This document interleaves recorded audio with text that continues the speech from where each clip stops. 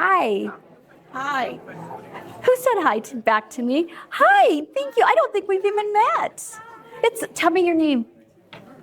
Akemi Ray. Akemi Ray, it's nice to meet you. Nice to meet you. I've tried to get a chance to get to meet everyone, but I don't always.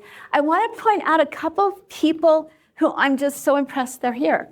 One of them is Jeffrey Smith over here, who came all the way from Grand Junction. Like, I feel a little bit about Grand Junction like people from Denver feel about us. Like, you mean the road comes down this way? I always think Grand Junction's so far away, and he just came over for us. So thank you for being here, Jeffrey. The other person I want to point out is Jamie Viapando over here, who we went to high school together, haven't seen him in years, ran into him at a store, and he showed up because community matters, right? Community matters. It's so fun to keep seeing people like Gay in the back. Like, usually she sits over here. That's why I saw her last time. And this is her third time. I'm like, I know that face. The only problem is I'm starting to know faces and don't remember names. So just remind me if I forget your name or if I don't have your face. Also, Cassie and AJ came down from Denver. Anybody else from Denver today? No, you guys are celebrities. They know the road comes south. Anybody from any place else other than Colorado Springs? Pueblo, yes. And you came about the same amount as coming down from Denver, kind of in the middle there. Anybody else from someplace other than Colorado Springs? Elizabeth. Oh, that's a good long drive. Yeah. It's so funny. I have a little farm in Kansas. It's a 3.5-hour drive, and it doesn't feel very far. But to drive all the way to Loveland or something is like, that's so far. So we all have different perspectives. I'm just really glad you're here. And I have notes tonight. Most of you know I don't usually use notes, but I do have notes tonight because there's some certain things I want to make sure I don't miss saying. This is our 7th storytelling event. So we're going to do something fun. How many of you, it's their first time being here tonight? Oh, a lot of you. Wow, that's awesome. Yeah. Thank you for coming. How many of you have been here 2 or 3 times? Okay, Liam's been here a lot of times. How many of you have been here 4 or 5 times? A couple over here, yeah. How many of you have been here for, Sue and John have been here for everyone. Couldn't do this without Sue and John. How many of you have been here every single one? Kathy, Sue and John, and Mark and Liam. And Patsy, you've been here for? The first one. I think you did. So I'm just so glad you're all here. I have not been here for everyone. I was not here for October. So some of you have beat me. But it's so fun to see what happens every single time. And if you know me, like really know me, you got a call about 2 weeks ago that said, what are we going to do? We only have like 10 people registered. It's not going to happen this time. And of course, like they reminded me, oh, that was me. Get my sweater out of the way. I'm learning that I'm not supposed to wear loose clothes to this. I sent a list to the speakers and forgot to pay attention. But every time people show up, we sold 50 tickets in the last 2 days. Yay. So thank you for being here. Thank you all who do the sliding scale reservations and registrations. We'll always have free tickets, but the little extra helps us to keep doing it because my pocketbook was not quite as large as I thought it was when I started this a year ago, and it just cost a little more than I thought it would. So thank you for being here. It's so fun for me to see how humanity weaves through, right? How all the hope and humanity weaves through all of us. You might run into somebody at a store and invite them to come, or you might see someone that you know from another job and invite them to come, but no matter what we do with them, it creates community. Years and years and years ago, I don't know how many of you know this, tomorrow's Mother's Day. I didn't know that it was Mother's Day when I scheduled this. Doesn't really matter to me, but, and I want to make a caveat here. I have a really dear friend who spent 15 years in the California foster system. And she says Mother's Day is really hard for her because she never had a mother. So as we talk about moms, just convert that in your brain to people who nurture and people who you have nurtured. And we're going to use that for the concept of mom. It doesn't have to be a gendered person. It's just that person who nurtured, looking at Sue, who nurtures you, or you nurture them. That's the mom energy that we're talking about. And years ago, when I was just a wee lass of about 26 years old, I had 2 kids. One of them was 3, and one of them was 5 months old. This was in 1989 in August. I was married to the military at the time, and one of my very, very best friends, Valeria, some of you have met her, was getting married, and we had planned for a whole year for the wedding. It was a really big deal. She was the last of our friend group to get married. We were all excited. And I had a 3-year-old and a 5-month-old, and my husband at the time was a military pilot. And any of you who were here around in 1989 in August, remember there was, I can't remember what it was called. What was it called, Kathy? It was Rocky Freedom, Just Cause? Just Cause, maybe it was Just Cause. I don't remember. If you were in the military back then, you'll remember. But all of our spouses, we were KC-10 spouses, they took our husbands within 12 hours and took them away, and yes, they were all men, to islands, and we didn't hear from them for 6 weeks. And I had a 3-year-old and a 5-year-old and my best friend's wedding to go to that I was a maid of honor. So I got on that plane from Kinston, North Carolina to Denver, Colorado with these 2 little people. And I made sure I read all the letters about, all the suggestions about what to do in the books. There was no internet, there was no mom's groups. And I got the front cabin part where they could sit on the floor, because we didn't do car seats back then either. And I had my 5-month-old on my lap, and my sweet little 3-year-old, who was so well behaved, was sitting next to me. And about that time, we had flown out here. I was exhausted when we flew back. We just had to get home to Kinston, and then it was only an hour-and-a-half drive back to the base we were stationed at. But we hit Georgia, and there was no plane for us. So we ended up staying in the airport for another 12 hours. 5-month-old, 3-year-old. Y'all heard that. I was exhausted. They were exhausted. So I'm on the plane for this last leg. I can't wait to get there. And I watch walking down the aisle, looking at the seat next to me, a very distinguished man in a very distinguished suit with a very distinguished tie. And he sat next to me, formally introduced himself. I don't remember his name, but he was the head coach of the Duke basketball team. Yeah, sitting next to me with a 5-month-old and a 3-year-old. And then he pulled out this thing that was about this size, weighed about 13 pounds, opened it up. 1989, guys. Some of you can't remember that far. It was a laptop. I had never seen one. And I thought, we are going to spill apple juice on this. It is going to be terrible. I was feeling a little panicky, but I thought, these babies need me. We focused in on them, and we made it to the other side. And he didn't talk to me again. He sat there, worked on this thing, magical thing he had. And we got off, and he turned to me. He said, when I saw I had to sit next to you, I wanted to jump out of the plane. He said, but watching you with those babies gave me hope for our next generation. Yay. And every time I got tired with 4 kids, not every time, but often, with those 4 kids, I would remember somebody saw me and it gave them hope. So remember, no matter what you're doing, it gives others hope. And hope matters. Hope is that thing inside us that insists, despite all evidence to the contrary, that something better awaits us. And our first storyteller tonight is all about hope. I just love this guy so much. I met him last fall in our spiritual community that we both attend. And I get kind of excited about storytelling. I don't know if y'all know that, but I get excited about it. So I was telling him all about it, and he said, I'd do that. And can I tell you how many people say, I do that, and they never do? Well, he did.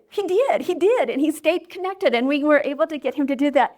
And as we talked about it, I found out that he was a United States Air Force Academy grad. Well, that's not that unusual in Colorado Springs, right? Like, I bet there's more than a few grads here tonight. But what was unusual about it, the man I was married to was a professor in behavioral sciences in 95 and 96.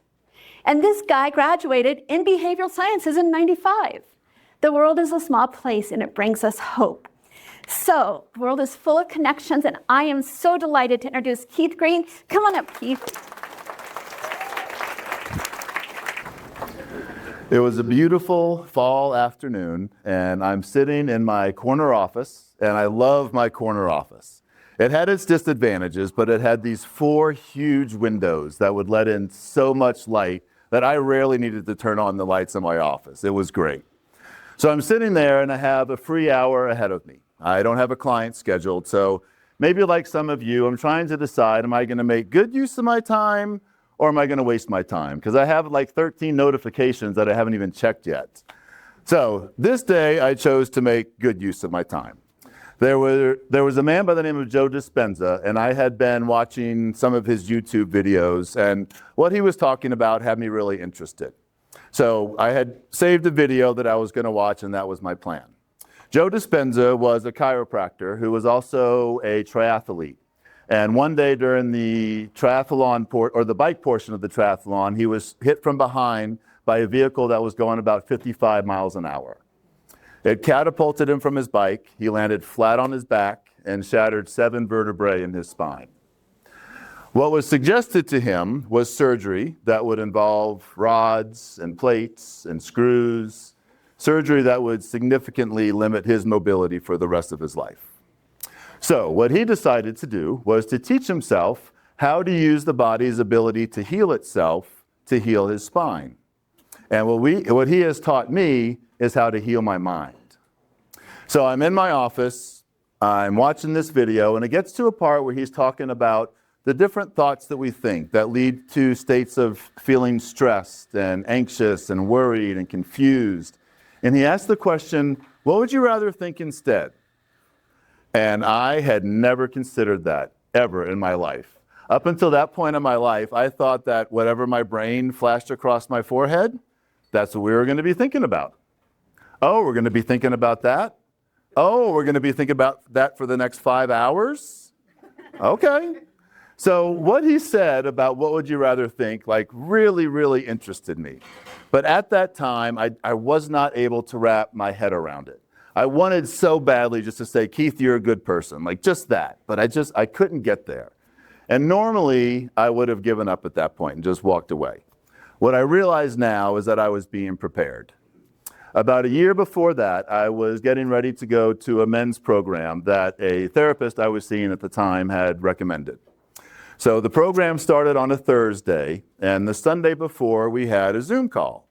And so I'm in my house, it's empty, nobody's home, it's quiet. I have my favorite cup of coffee, I'm sitting on my couch, I have the recliner out, my laptop's on my lap, and then these different men start popping up on the screen. And there are about 20, 25 of us. And the purpose of the call was just to discuss what's your purpose for coming here, here's how you can get the most out of this experience. And as I'm looking at these men on the screen, I just start thinking, these guys look so put together. They look so polished. They look successful. And it just took me off guard. I wasn't prepared for that. I was like, I'm the therapist here. Like, what am I doing here? I just felt like a fish out of water. And then a very tragic and unfortunately very familiar thought crossed my mind. You're such a foolish idiot. And this time, I asked myself a question. I said, Keith, when did you start telling yourself that? And I realized it was probably my mid to late 20s is when that started. Anytime something broke, anytime something went wrong, anytime something didn't go my way, that phrase over and over and over again. Probably over 20 years, probably 10,000 times I told myself that. And it was no wonder that I felt insecure and I felt so unsafe with myself, and I couldn't get away from myself. And I could not figure out how to stop mentally torturing myself. I was not thriving. I was barely living. I was surviving. And it led me to some really dark places.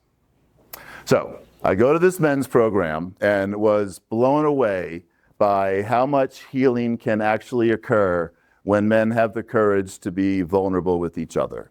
It was shocking to me. I also left with the feeling that I hadn't felt in quite a long time, confidence. So I get back from the program and they split us up into groups of 10 men. And we meet weekly to support each other, encourage each other, challenge each other, hold each other accountable if that's what someone would like. So a couple weeks after the program, we're on a Zoom call and one of the men tells me, he said, Keith, you need to learn how to validate yourself. And I didn't say anything, but I thought that's a great idea. and I have no idea how to do that. So a few months later, I bumped into my wife in the kitchen, and we were having some difficulties in our marriage at the time. And she showed me a video that she had found that, again, confirmed the need for Keith to learn how to validate himself. And then more time goes by, and we hit a place in our marriage where we had the classic irreconcilable differences and decided to divorce. What I realize now was the next decision that I made was one of the most important decisions in my life. Is Keith going to jump back into a relationship to get validation, or is he going to figure this out for himself? So I chose to figure it out for myself. Somewhere along the way, I had heard someone suggest the idea of telling yourself what you're proud of yourself for. So that's where I started. What I noticed after about a week and a half was that I was noticing things that I was proud of myself for that no one else would have ever seen. How much television I watched, what food I ate, when I ate, how much I ate. Like no one would have ever seen those things. And what I noticed after a few weeks is I was smiling off and on. And I remember talking to a friend one time and just describing kind of what I'd been through the last few weeks. And he said, Keith, it sounds like you're happy. And I was like, is that what this feels like? This is pretty nice. So I was back in my office, and I had just finished watching the Joe Dispenza video. And what would you rather think? I'm still not able to quite connect all the dots, but I started doing his meditations a couple times a week. And what I noticed was just this sense of peace that I had never experienced in my life, and the belief that things were going to get better, even if I didn't know how. A few months later, I was having dinner with a friend, and within the first few minutes, he asked me a question that I had never been asked before. He said, Keith, do you love yourself? And the question took me aback. I think I just stared at him for about 5 seconds and then said, well, I don't hate myself anymore. He said, okay, so the answer is no, you don't love yourself. So he emailed me a packet of information. So I printed it off. On the cover, it said mirror work. I had never heard of mirror work before. So I turned the page, and mirror work is essentially standing in front of a mirror, looking into your own eyes, and saying certain phrases. This sounds interesting. Okay. So I turned the page. The first thing you're supposed to say is, I'm willing to begin loving you. So that stack of paper sat on my desk for about 3 weeks. You want me to say what while I'm looking into my eyes? Are you crazy? So then after 3 weeks, I just thought, Keith, what have you got to lose? Like, what's the worst thing that can happen? So I wasn't comfortable at the time, I'm willing to begin loving myself. I was comfortable with, I'm willing to begin learning how to love myself. So I get in my bathroom, I stand in front of the mirror, I'm looking into my eyes, and the next 4 minutes were just the most incredible experience that I've ever had. First, there was so much joy and tears, like, Keith, you're figuring it out. You're figuring out how to be kind to yourself. And then there was sadness. You're how old? What if you would have figured this out 5 years ago, 10 years ago? Like, where would you be now? And then joy, like, but you made it. You're here. So I had to figure out who this person was, so who came up with this. Her name is Louise Hay. She was born in California in the mid-1920s. She had a very difficult childhood with poverty, abuse, and neglect. In the 50s, she moved out to New York and became a model. In the 70s, she was a very prominent figure in the New Thought movement, which taught that our thoughts shape our reality. Also in the 70s, she developed cervical cancer. And also, like Joe Dispenza, she decided not to go the medical route. She used nutrition, therapy, and positive self-talk, positive affirmations, and within 6 months, she was cancer-free.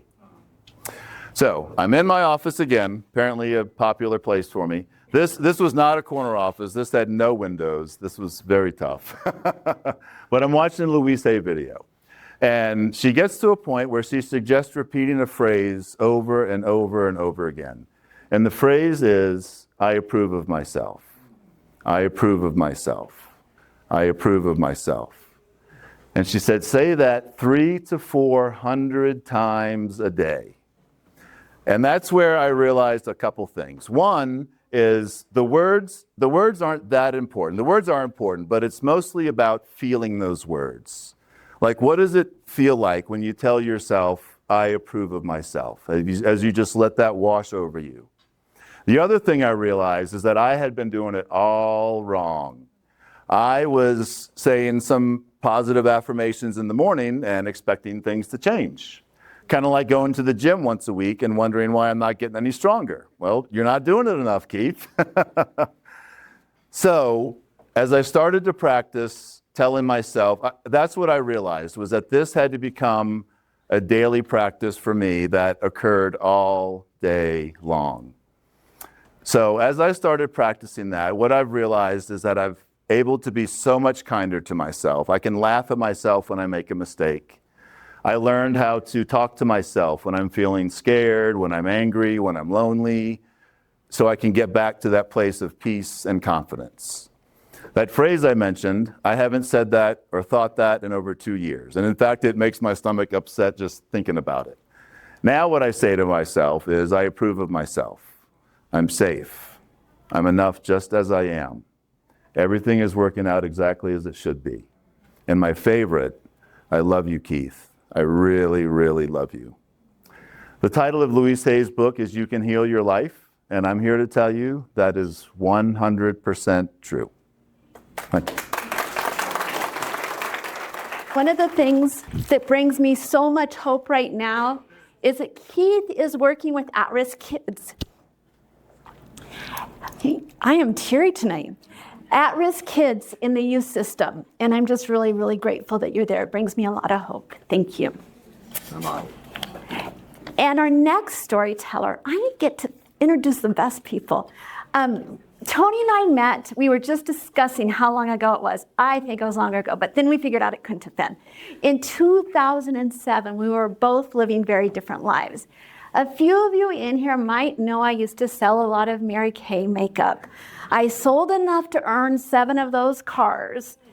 And that was a few years ago. I haven't had that reaction a long time ago. I'll hear that again.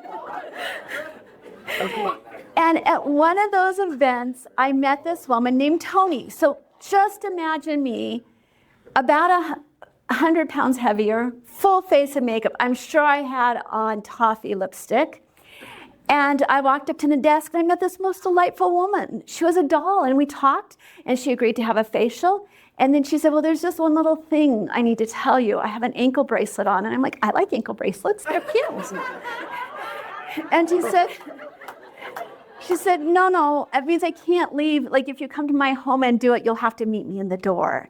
And somehow Toni and I just forged this amazing friendship and we have been friends since 2007. That's a very long time. And so it was my honor when she came last time and she said, if you tell me to do a story, I'll tell a story. And I said, you're going to tell a story.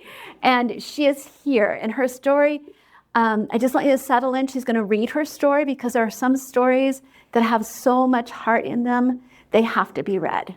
So Toni, come on up. One of my earliest memories is learning how to disappear in plain sight. Not physically disappear, emotionally. I learned how to wear a mask before I even understood what one was. Before I knew words like coping mechanism or trauma or survival. I just knew there were things we didn't say out loud, things we didn't let people see. My mother was diagnosed with cancer when I was very young, and somewhere inside our family, without anyone ever formally saying it, we all entered into this silent agreement. We would act like everything was okay. So I smiled, I went to school, I answered questions of how I was doing with fine. I learned how to protect my family. I watched my mother slowly disappear while cancer took over her body. I watched her weaken as the cancer overtook every part of her. I learned early that strength meant silence, that love meant protecting everyone else from the truth. That emotions were dangerous if they made other people uncomfortable. So I became good at the mask, really good at it. I wore it so long I forgot there was even a face underneath it. I remember the day she died like it was yesterday. I was sitting on the edge of the bed, watching her take her last breaths, and I felt everything all at once. Sad, empty, and relieved. That relief hit me like a punch to the gut, because how could I feel relieved while my mom was dying? And then came the shame for even feeling relieved. That's the thing about masks. Eventually, you wear them so long, you stop trusting your own emotions. You stop knowing which feelings are real and which ones you were trained into. And then my relationship with meth began. Not in some dramatic movie scene, not with flashing warning signs or life-changing speech. It came through a persuasive friend. Someone convincing enough to make destruction sound exciting instead of deadly. I tried it once, and then I kept going for 9 years. 9 years of running from myself, 9 years of not having to feel, 9 years of chaos disguised as freedom. Meth didn't ask me to process my pain. It didn't ask me to slow down long enough to even look at the broken pieces underneath the mask. It gave me energy, escape, confidence, numbness, all wrapped together like a gift, until it took everything. Addiction always collects its payment. I lost everything: my family, my children, my stability, myself. And eventually the state of Colorado imposed what I jokingly now call a 6-year timeout. At the time, it didn't feel funny. It was humiliating, devastating, final. But truthfully, I needed it. Because left to my own decisions back then, I don't know if I would have stopped. Prison stripped everything away, all the distractions, all the pretending, all the running. And for the first time in a long time, I had to sit with myself. Just me. No escape routes. And when I got out, something surprising happened. I got to choose what life would look like. That was new for me. I chose to move into sober living. I chose to start working a 12-step program. I chose sobriety and recovery over everything. I chose not to give up no matter what. Those choices slowly started building a life I didn't recognize, one that I was proud of. I found out I had rights to my middle son, and everything I did became about bringing him home. I rented a 2-bedroom apartment so he had his own room. I put everything he needed in that room: a bed, a gaming system, clothes, toys. One night I got a call that his father got into an altercation in front of the school, and they were calling DHS to get involved for the safety of my son. I drove that night to Grand Junction, and I walked into the school the next day, and I met with the administration and his father. I presented who I was and what my son's life would look like living with me.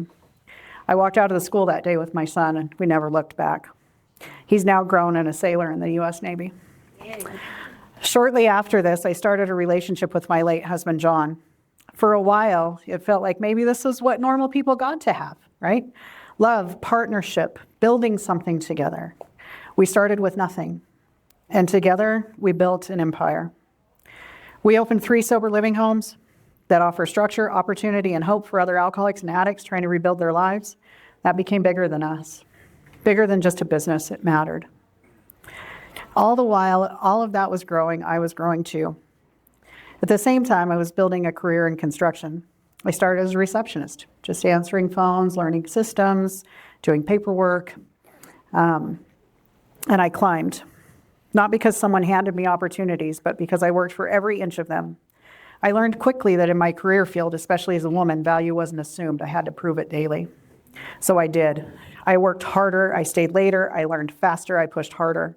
I became successful because failure was never an option.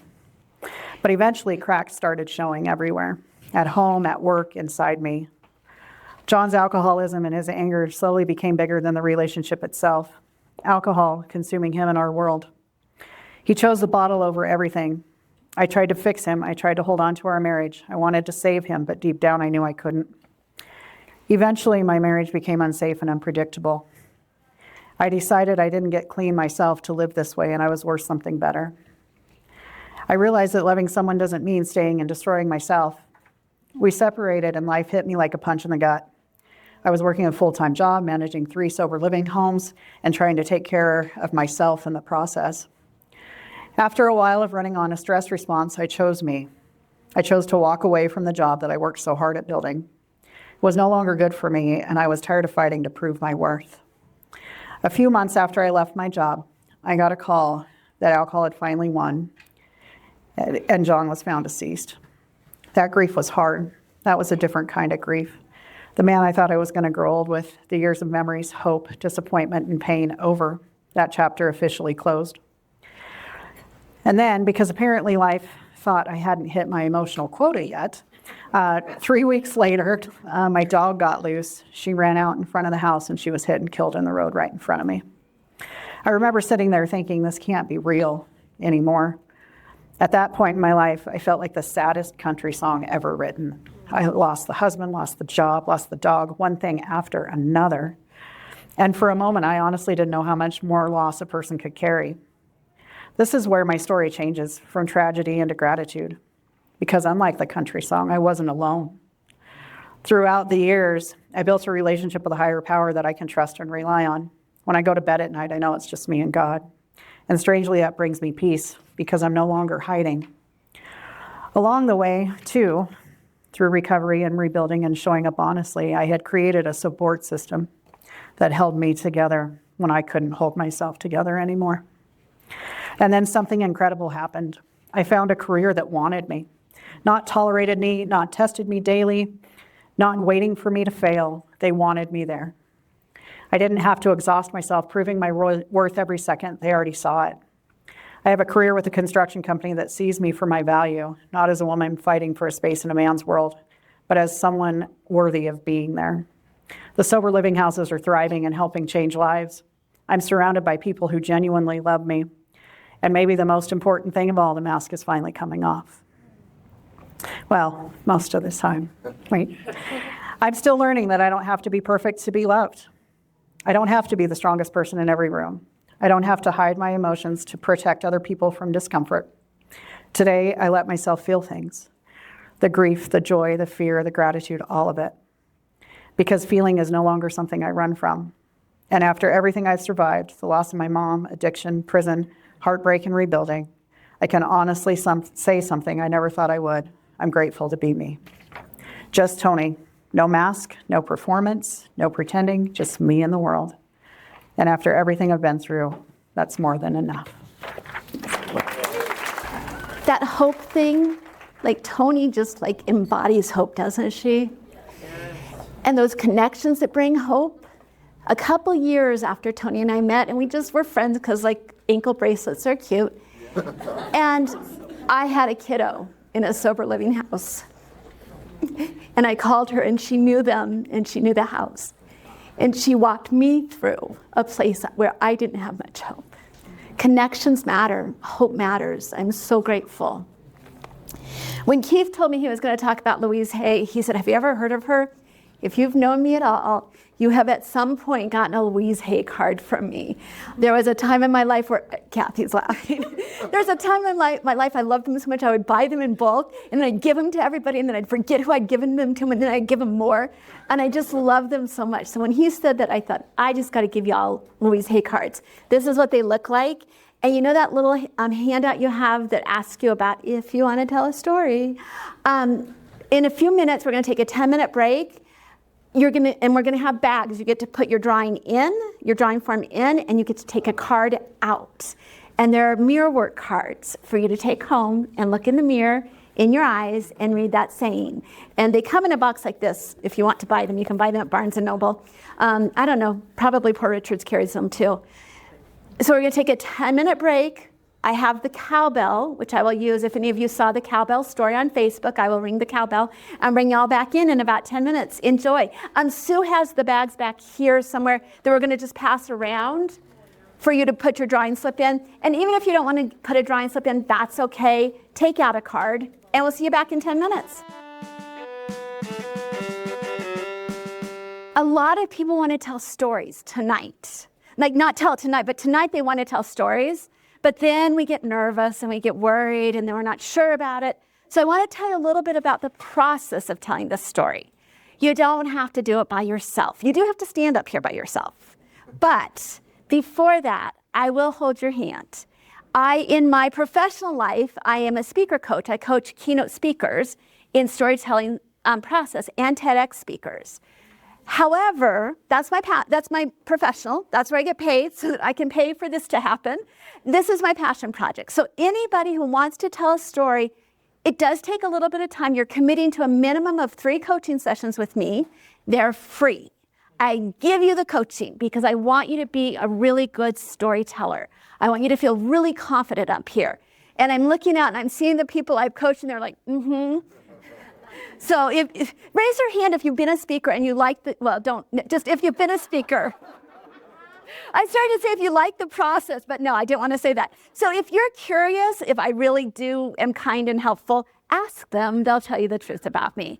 So if you want to tell a story on this little form that you filled out and your email address is on there, I will send you an email, not this week, but the following week. Next week, I go dark. I usually go to the farm, but I can't next week. But I go dark. There's no email coming out of my office. And Lisa also told a story, if I didn't see if you raised your hand. So those are the people to talk to. And because so many people want to learn about story, but they don't want to tell a story, I've started something I'm really excited about, so you guys get to hear about it. It's called the Story Circle. And the concept of story circles is as old as like sitting around a campfire. We're sitting around a computer. And it's an online, the first one will be live and will be recorded, limited to 20 people. There's a little QR code if you want to register for that. But it's about how to tell stories, whether you're an entrepreneur, whether you just want to leave a legacy for your kiddos, or if you just want to learn how to speak better. It is twice a month. That's all that I'm going to talk about that. And Liam has a card here about it. Now, I want to introduce our next speaker. I love the connections that happen in the world. And Patsy invited me to her networking group. I don't do networking anymore. I did it when I was an entrepreneur. I kind of wore myself out of it. That Mary Kay thing kind of wears you out of entrepreneurship. And she introduced me to Kate, who is here somewhere over here. And Kate said, I'll do a story. And then we got to talking and we decided to do this story today. And listening to her story, I was telling her, when I work with storytellers, I get to know their depth within just a few weeks, but I don't really get to know their surface place. So it was fun to get to see her live and in person and get to know her a little bit today. And Kate, I'm so glad you're here. The temperature was in the low 70s. It was a beautiful Colorado, one of those Goldilocks kind of days, not too hot, not too cold, partly cloudy. I was surrounded by beautiful red rock formations. I was sitting in Garden of the Gods. But this day I wasn't connected to that beauty. I was sitting in the dirt. I had found my way there because I was feeling resigned. I was having one of those when life upends you kind of times, those moments. And so I had run away to Garden of the Gods, and I was just sitting there. Whew, it was a rough one. I was in my early 40s. I was a single mom of 3 boys, and one of my sons was in the middle of a severe health crisis, and I was put on leave from work without pay. I didn't know how I was going to support myself, how I was going to support my boys, and I needed a mom. I needed my mom. I needed help. I needed love. I needed support. But I was the mom. And my son, who was having this health crisis, my other sons needed me too, but this one in particular really needed a mom. So I had to be that mom, the mom that I never had. I had to be that for him. It reminded me of a time when I was young. I was about 7 years old, and our family lived in rural New Mexico at the time. It was off just the side of this rural county road, really kind of in the middle of nowhere. And we had a really beat up old trailer that we lived in. I was in that trailer and I was just really clutching my teddy bear. I didn't have many toys, and that was one I did have. I was clutching that teddy bear, and I was tired or crying, and I was talking to my little brother. I was big because I was 7. He was a toddler, and he was saying, "Take me with you. I want to go with you." And I told him, "No, I've got to go. I got to go by myself." So I mustered up all the bravery that a 7-year-old can. And I ran away from home that day. So I didn't run away behind the trailer into the fields, the agriculture fields that were back there like I had all the times before. This time, I ran down that county road. And there wasn't a lot out there at the time, some trailers, some homes spotting the road. But there was a liquor store. And so I found my way to that liquor store. It was a dirt parking lot, and there was a tree right by the road. And so I crouched behind the tree, and I'm looking, it was just far enough that I could see the front door to that trailer, but far enough that I thought that they wouldn't see me. So I'm hiding behind that tree, and I'm looking, and I'm waiting, and I'm looking, and I'm waiting. I'm waiting for someone to come out to look for me. I'm waiting for someone to care, Inside that trailer was a single mom, and she had had many life upending moments as well. She didn't have the capacity to be a mom for her 7 kids. So she didn't come out that door. Nobody came. Waiting and watching, resigned. I heard a voice, and that voice said, "There's no one coming. You're on your own. You got to figure it out yourself." Now that's a heavy message for a 7-year-old to hear. So eventually, after the tears had been dried, I made my way back home. With not much hope, no mom, no love. Now, in my early 30s, I was living in another state. And I was having some difficult times again. Things were hard. My health, I was having a lot of health issues, a lot of difficulties. My mental health wasn't so hot either.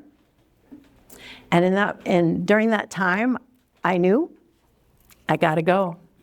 That same run, find, search. I gotta go. I gotta go.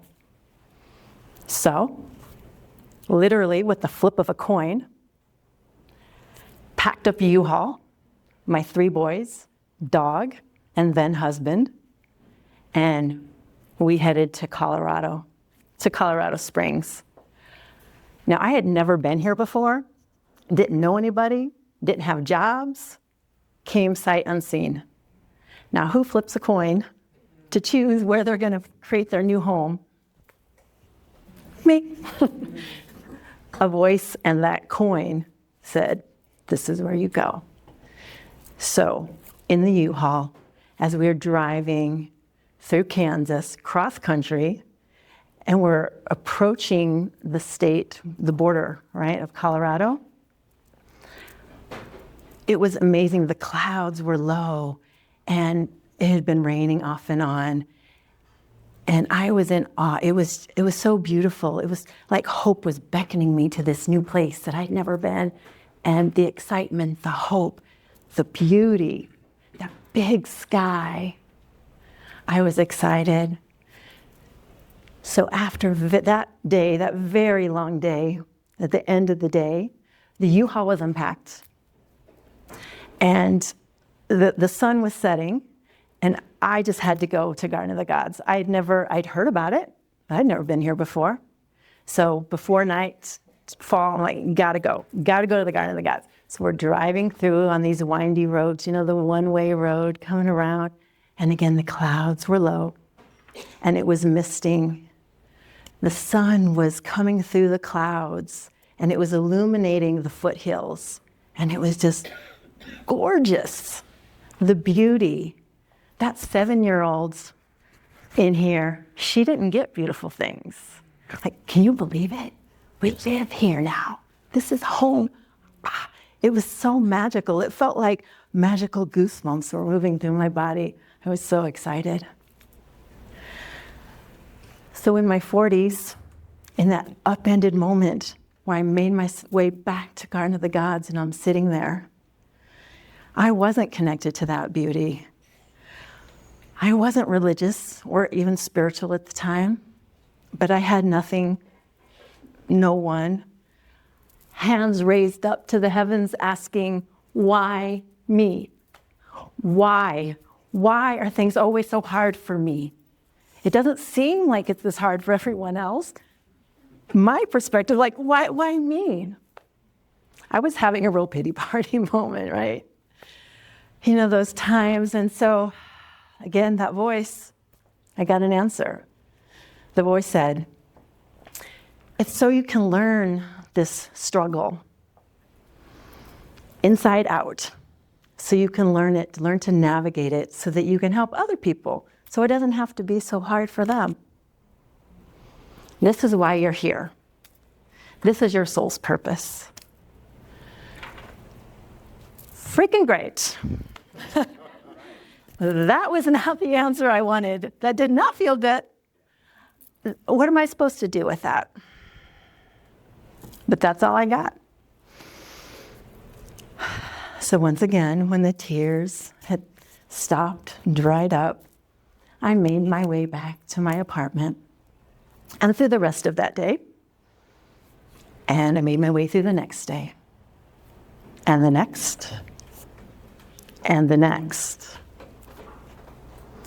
And eventually, each of those next days and many more upending kind of experiences and times, through those times, I learned, I grew, and I healed.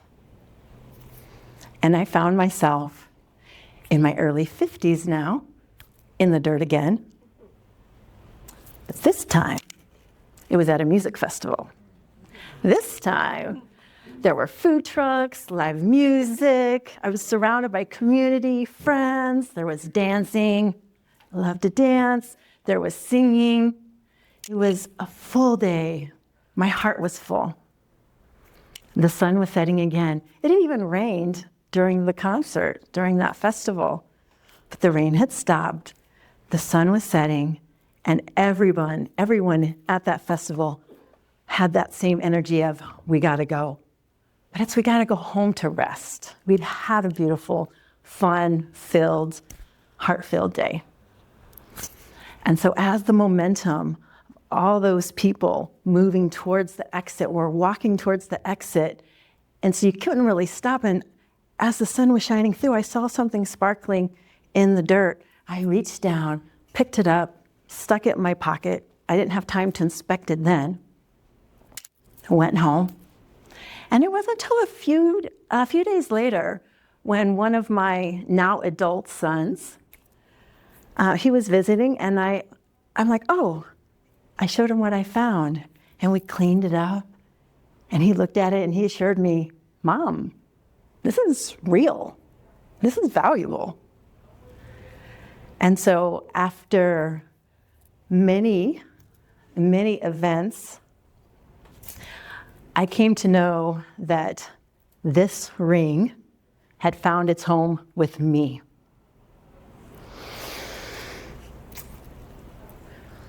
This ring, this circle, it represents eternity. It represents coming full circle back home to myself. The sparkles on this ring, they represent the nuggets of hope that found me all along the way.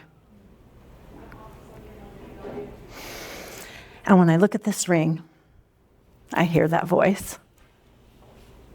The voice reminds me that just like this ring, that little girl inside, she's valuable. Right. Just like this ring, who found its home with me, that little girl inside, she found her home with me as well. She found her mom. She found love. Thank you, Kate. That was amazing. Nuggets of hope settled everywhere. And one of those places where we find nuggets of hope is in the nurturing that we get. So tomorrow, think about who nurtured you and who you're nurtured, and make sure and let them know, because it's just that kind of a Hallmark day. I think the other thing that brings nuggets of hope is music. And my kids will tell you, I didn't let them listen to secular music when they were growing up. So most of my musical appreciation happened in the early 2000s. So if you're like in college in the 2000s, you and I like the same music. And music makes a difference. I love the fact that our next storyteller is a musician as well. And it's such a fun, I went back to Michelle to figure out when we started talking. It was a year ago. Michelle answered my very first call for storytellers, and it took us a full year to get her here. And I was so excited for her to be here. And when she said she was coming, or that she'd like to tell a story, and that she was, I have to read this, is the founder and fearless fiddler of Wireword Station. I'm like, that's a cool name. I wonder what that is. And I looked it up and come to find out it's an award-winning band. And so many of our stories tonight were about personal development. That's not always the case, but they were tonight. And Michelle's going to finish us up with a little bit of music and a lot of hope. And I heard there are a few other fiddle players or violin players here tonight. So if you play the violin, I'd like to see your hands. I do not. One back here, one here, a couple of them. I'm so glad, a couple over here. I'm so glad you're here. Michelle, come on up. Well, I'm so excited to be with y'all. I brought my boyfriend of 40 years with me tonight. And my husband of 30 years. He actually approves of this message and approves of this 40-year-old boyfriend.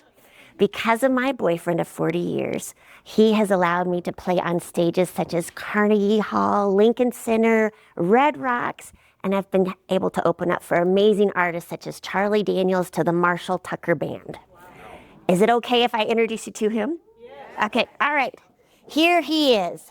This is Mickey, my boyfriend. Now, Mickey, he never talks back. He never asks what's for dinner, and he rarely gets me in trouble, except for that one time in college. I went to UNC and was studying music, and I had a crush on the big man on campus. And finally, my junior year, he asked me out, and I was so excited.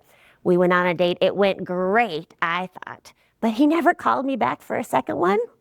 Come to find out, he told my college roommate, he said, hey, that date went great, but I'm not gonna date a girl that already has a hickey on her neck. Well, my roommate forgot to mention that is a badge of honor in the music school. Because in the music school, you would know what kind of instrument you played by the markings on your body. So trumpets, they would have like this permanent red circle. And for us violinists, we would have a permanent red mark, which we affectionately called our fiddle hickey. And like any good musician, songwriter, that was traumatic. And I had to write about it in a song. And the song goes like this. Mickey was the closest thing that ever touched my skin. All the good boys wouldn't ask me out, and the bad boys, they just grinned. My mom, she saw my neck and said, I need to be more picky. But I said, Mama, Mickey gave me that fiddle hickey. So we've had a lot of stories over the years, but before Mickey came into my life, there was Minnie. Minnie is my quarter-size violin that I started playing when I was 6 years old, and it was all because of Donahue. Does anybody know about Donahue? Yes? If not, Donahue was the precursor to Oprah. So my mama, she was watching Donahue one day, and they had Suzuki students on the Donahue show. Now, Suzuki is a method that a lot of people learn how to play music, and that's how I started. And it's a philosophy that you learn music like your mother tongue. So first you listen, then you speak it, then you read it. So with violin, first you listen, then you play it, then you read it. And that is how you get 5- and 6-year-old violinists on the Donahue show.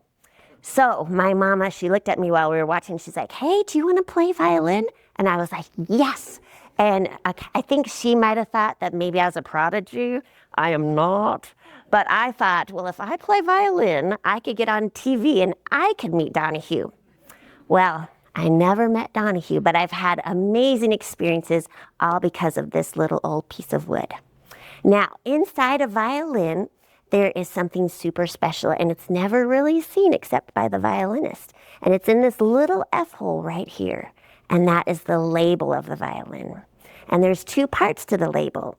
There is the date that it was made. Mine was made in 1928, so almost 100 years old.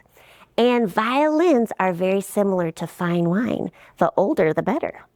In fact, violin makers of today, what they will do is they will actually place the violin in front of a huge speaker and they'll blast symphonies into it to try to loosen up the wood to make it sound aged and seasoned.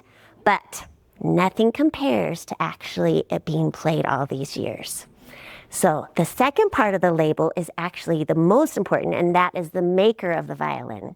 My violin was made by a gentleman by the name of Roth from Germany, and he had a lovely violin shop in the 30s. But in the 40s, World War II broke out, and he and his whole family were sent to the concentration camps, never to return. So that makes this violin even more extra special. And I feel so honored that I get to play a little bit of his legacy every night. So I wrote a song in our band, and it's called Family Tree. And I wrote the chorus thinking, what if he was alive today? What might he tell us? And the lyrics go like this. Listen to the wooden lullaby as it sings. Here's to hoping one day this crazy old world will see. Life is like a vapor, too short to disagree, that we all come from that same family tree. And I wrote the introduction thinking if he was alive today, what he might play on his instrument. And it goes something like this.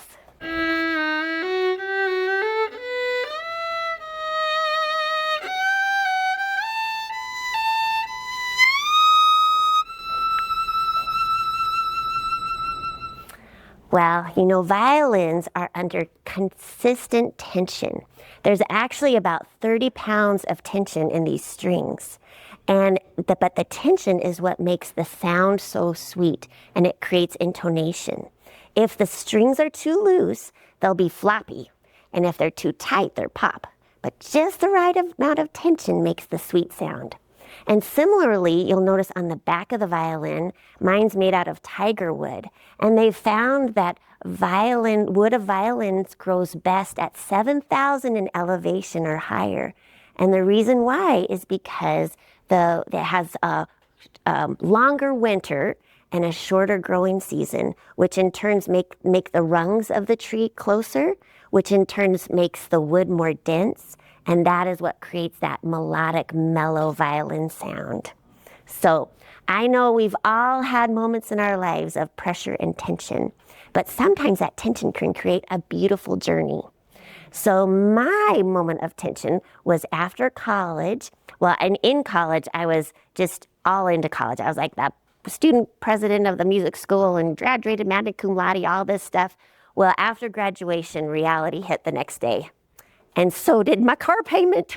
So I had to get a job right away. And I got a temporary job in Denver at this huge warehouse.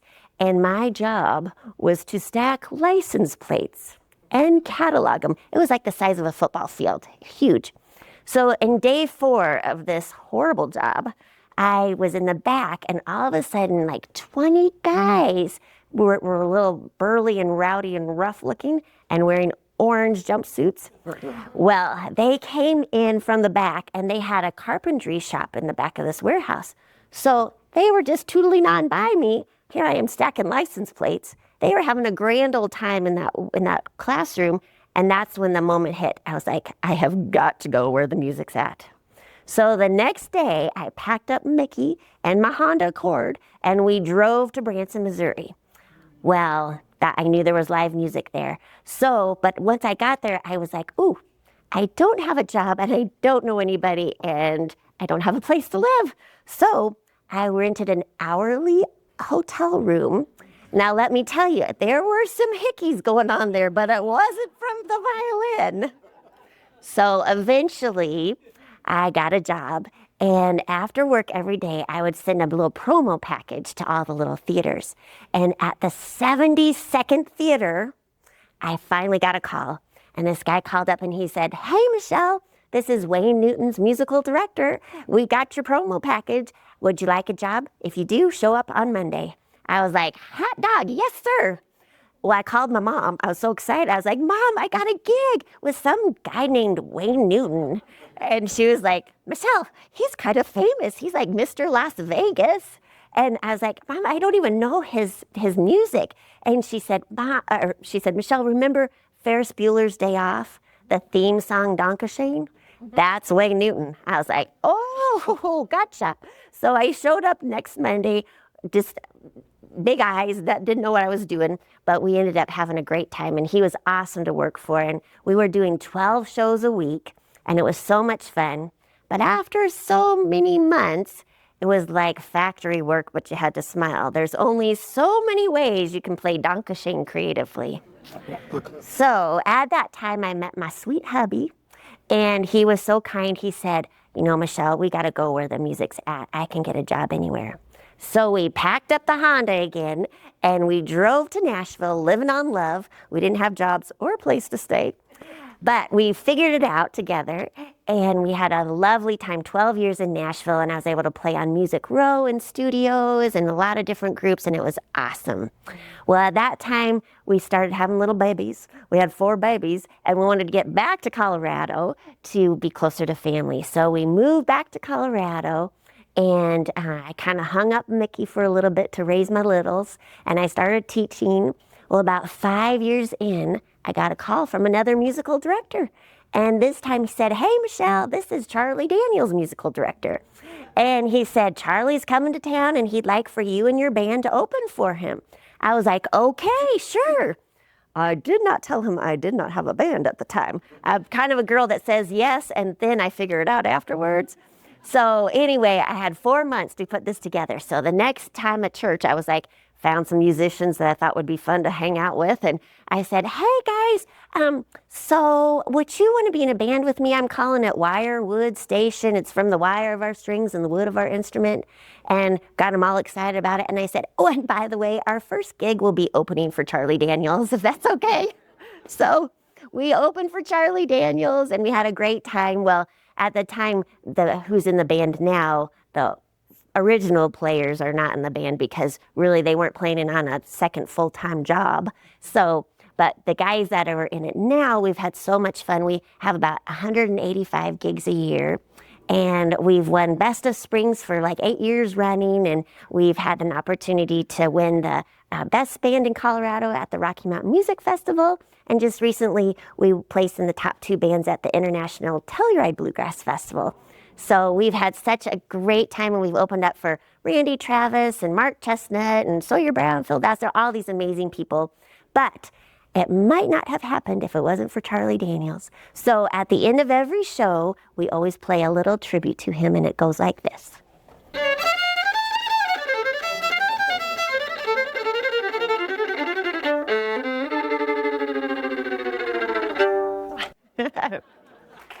Well, you know, I recently got my violin appraised, and the appraiser said, hey, Michelle, that would be worth a lot more if you didn't play it, because it has all these little dings and scratches on it. But you know, violins are meant to be heard and played. And the older I get, I realize people are the same way. People just want to be heard. Everybody has a story, and if we just take time to listen, I know our world would be a better place. Yeah. So one of my sweetest memories of really listening was not on the gigantic stages and the amazing people I played with, but it is actually at a memory care unit in Nashville. So when we were in Nashville, of course, I'm just trying to break into the music scene, and everybody in Nashville is a musician, like everybody. So a friend and I, we started playing in memory care units, and we were playing some jazz standards one night, and this sweet little grandma, she got up from her wheelchair, and I was playing away, and she was like right here, and I'm playing, and she's swaying to the music, and I just kept playing. And then at the end of the song, she kind of bowed her head, and then she went back to her wheelchair.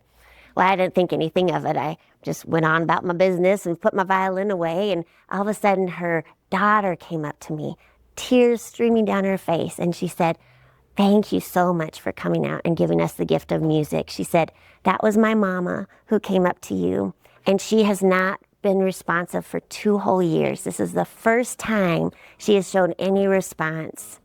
And she said, thank you so much for that gift. And this is the tune that it was.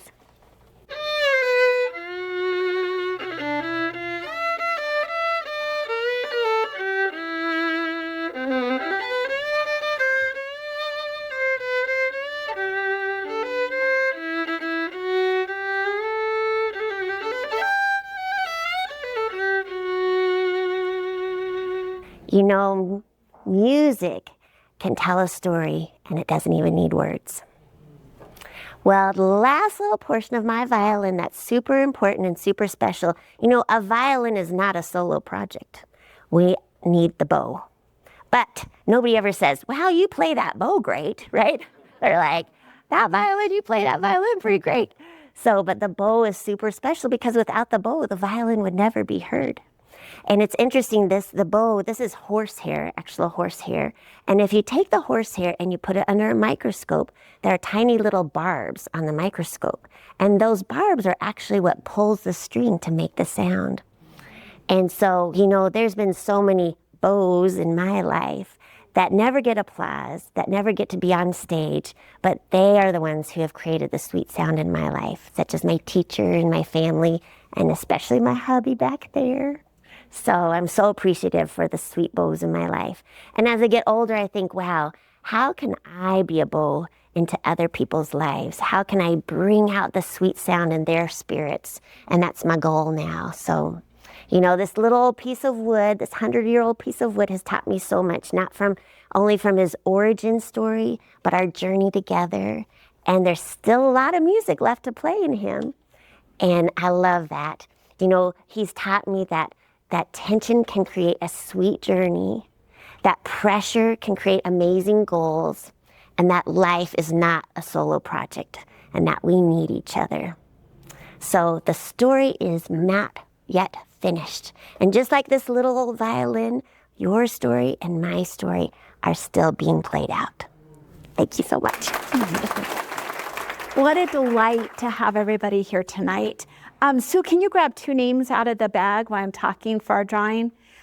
Most of all, just life can be crazy some days. Life can be wild, can be hard, it can be difficult, but it is also so full of hope and nuggets of hope and people of hope and those bows like that. I don't play music. That was one of my favorite lessons from the violin, was that bow, that we need each other. So as you're going out in the world, over the next 2 months before I get to see you again, just remember to be that hope and to accept the hope. Too often we feel like we have to be the shining beacon, and thankfully we get to have lots of people around us to be that. I'm going to read these 2 names, you get a gift, but I know we're running a little bit later than we usually do. So feel free to go, feel free to stay. But most of all, thanks for being my hope and being here tonight.